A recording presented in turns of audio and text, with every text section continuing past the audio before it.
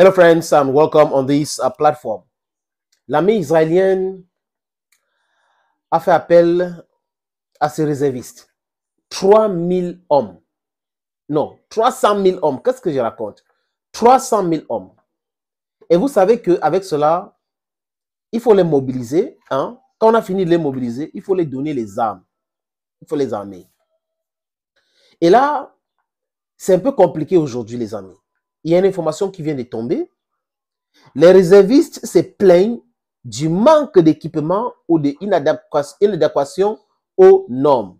Je répète, les réservistes se plaignent du manque d'équipement ou de l'inadéquation aux normes. Donc, il y a un problème d'équipement. Et il se plaint. Il se plaint sur les réseaux sociaux aujourd'hui.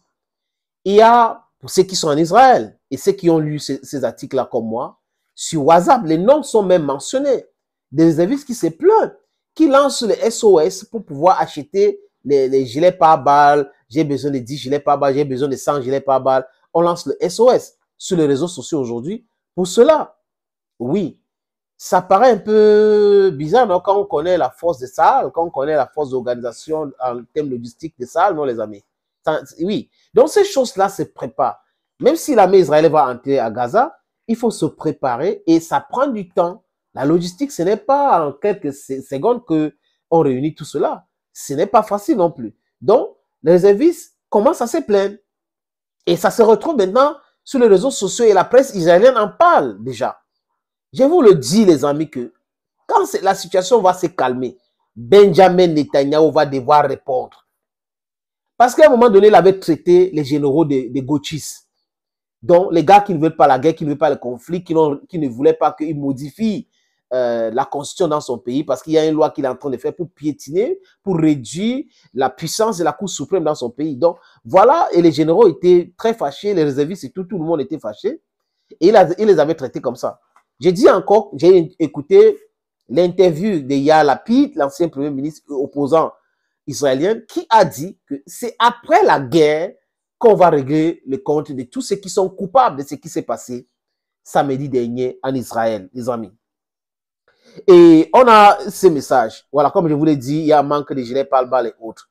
Et lundi, le porte-parole de Tzal, c'est l'armée israélienne, le contre-amiral Daniel Hagari, il a nié l'existence des punairies et a déclaré qu'il s'agissait simplement d'un problème de logistique.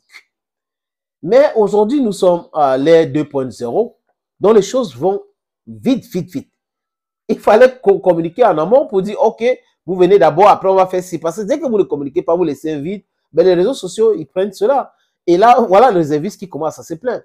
Bon, c'est une information qui vient et ça a été, the information has been debunked by the Amiral Daniel Hagari, who said it's a simple problem of logistics. It has no problem to do with shortages of material to the military men were called in to reinforce the Israeli army because of the situation in the West Bank, the situation in the Gaza Strip, the situation at the level of the northern part of Israel, where Hezbollah is threatening them.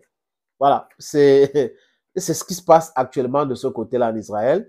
Et l'armée israélienne est obligée. Mais autre chose, les amis, je crois que, honnêtement, le ministre de la Défense israélienne doit revoir ses propos, retirer ce qu'il avait dit lundi, ou en traitant les Palestiniens d'animaux humains.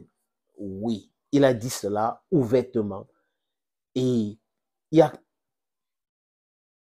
a quelques voix aujourd'hui qui condamnent cela, mais les gens devraient insister.